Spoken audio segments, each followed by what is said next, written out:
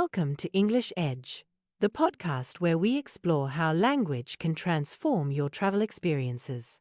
I'm Julia, a travel language coach who's helped countless adventurers overcome communication barriers around the world. And I'm Marco, a travel writer who's visited over 50 countries and learned the hard way that a few well-placed English phrases can make all the difference between a travel disaster and a travel triumph. Today, we're diving deep into the world of travel English. Those essential phrases, cultural nuances, and confidence-building techniques that can turn an ordinary trip into an extraordinary adventure. Absolutely. And we've got some pretty wild stories to share about what happens when language barriers get in the way, or better yet, when breaking through those barriers opens doors you never expected. Let's start with the basics. Marco, why do you think English specifically has become so important for international travelers?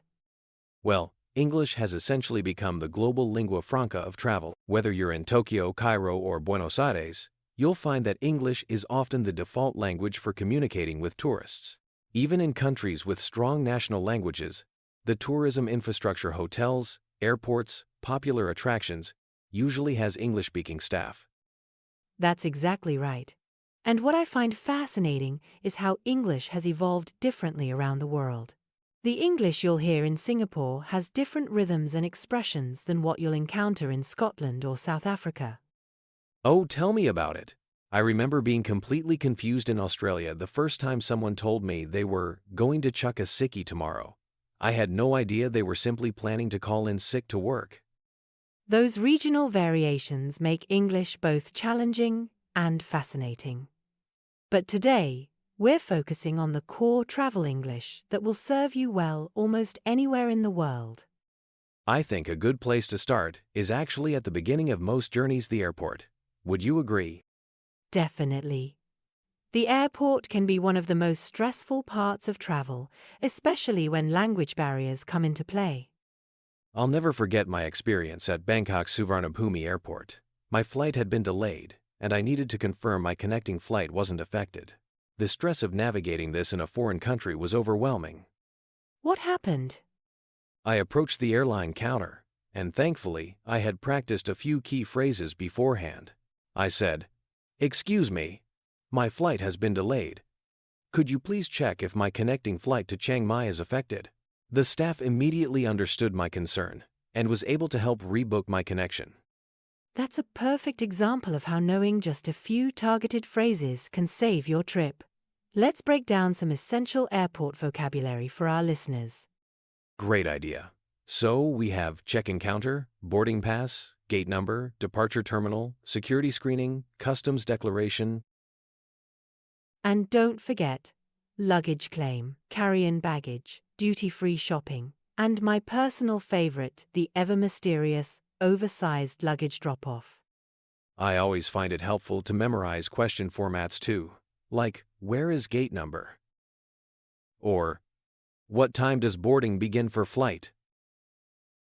Absolutely. And remember that tone and body language can go a long way. When you're stressed, it's easy to sound demanding rather than polite, which can make communication even harder. That's such an important point. I've found that starting with, "excuse me," and ending with, "thank you," can work wonders, even if everything in between is somewhat broken English. And smiling, universal language right there. So true. Now, once you've survived the airport gauntlet, the next challenge is usually checking into your accommodation. Any horror stories to share, Julia? Well, I was teaching a group of Japanese business travelers once, and one of them told me about checking into a hotel in London. When the receptionist asked if he wanted a wake-up call, he misunderstood and thought she was asking if he wanted to receive personal calls in his room. He said no, and ended up missing an important morning meeting. That's exactly the kind of misunderstanding that can throw off your whole trip. Hotel check-ins have their own specialized vocabulary. They certainly do. You've got reservation confirmation, check-in time, check-out time, room amenities, complimentary breakfast.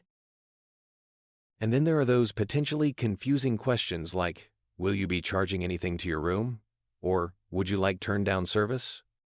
Let's role-play a typical hotel check-in dialogue for our listeners. I'll be the hotel receptionist, and you be the traveler.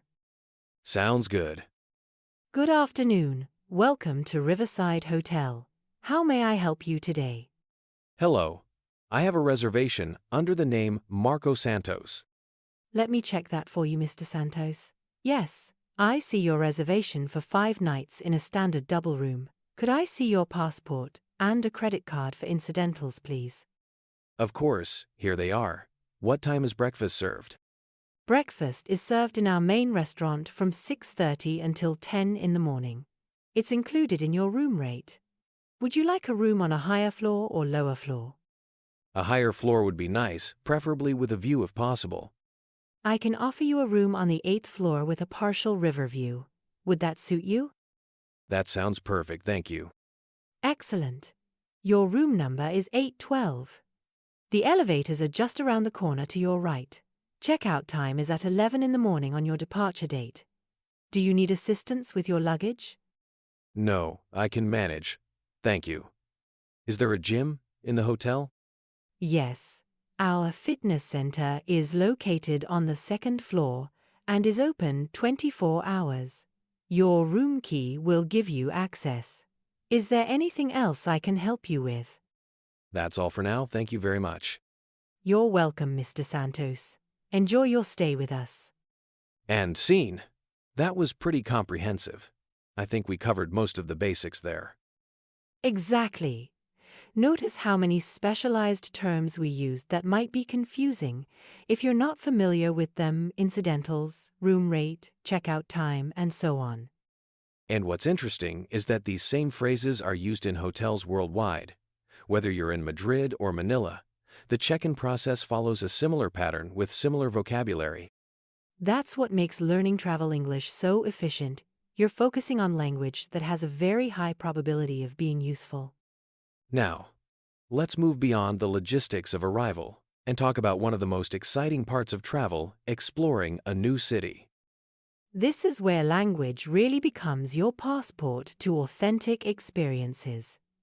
Being able to ask directions, order food, and have simple conversations with locals can transform your trip. I remember getting completely lost in the back streets of Istanbul.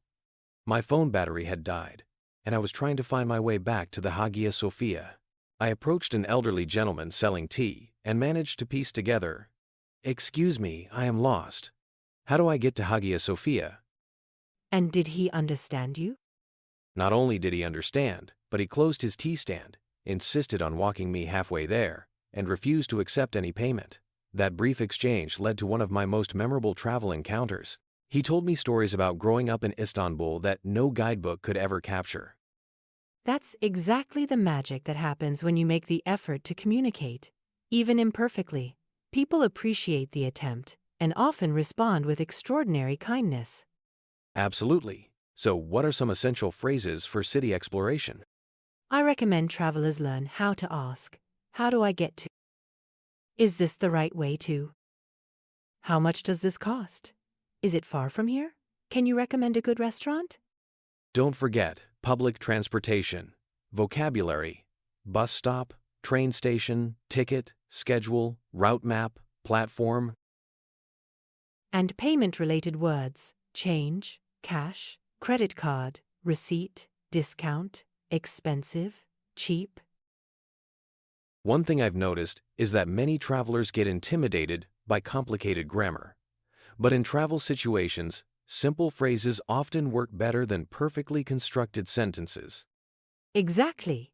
Museum, which way? Will usually get you the same information as, "Could you please tell me the direction to the museum?" Although I do think there's value in learning a few polite expressions fully. Phrases like, "Excuse me for bothering you," or "I would be very grateful if you could help me," can make a big difference in how people respond to you. That's a great point. Politeness matters across cultures, though how it's expressed can vary dramatically. Speaking of cultural variations, should we talk about some of the cultural nuances that travelers should be aware of when using English in different countries? Definitely. Even when everyone's speaking English, cultural communication styles can vary enormously. For instance, in the UK, people tend to be quite indirect. If a Brit says, "That might be a bit tricky," they probably mean, "That's impossible."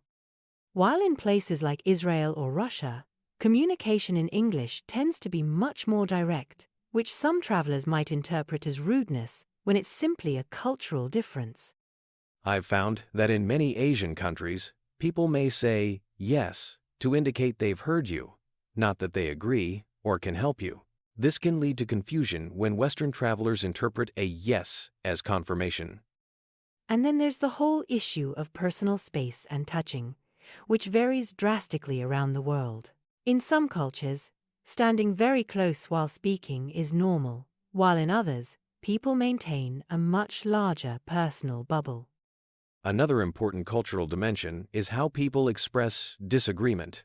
In some cultures, open disagreement is avoided at all costs, while in others, direct debate is expected and respected. All these nuances affect how we should interpret the English we hear while traveling. The same words can mean very different things depending on who's saying them and where. I think this brings us to an important point. Travel English isn't just about vocabulary and grammar. It's about communication in a broader sense. Exactly. It's about connecting with people across cultural and linguistic boundaries. The goal isn't perfection, but meaningful exchange. Should we share some specific phrases that travelers might find particularly useful? Great idea. Let's cover some essential phrases for different travel situations. For ordering food, you might need, "I'd like to order. What do you recommend? I have a food allergy. Can I see the menu, please?" For shopping, "How much does this cost? Do you have this in another size? I'm just looking. Thank you. Can I try this on?" For emergencies, "I need help. Where is the nearest hospital? I've lost my passport.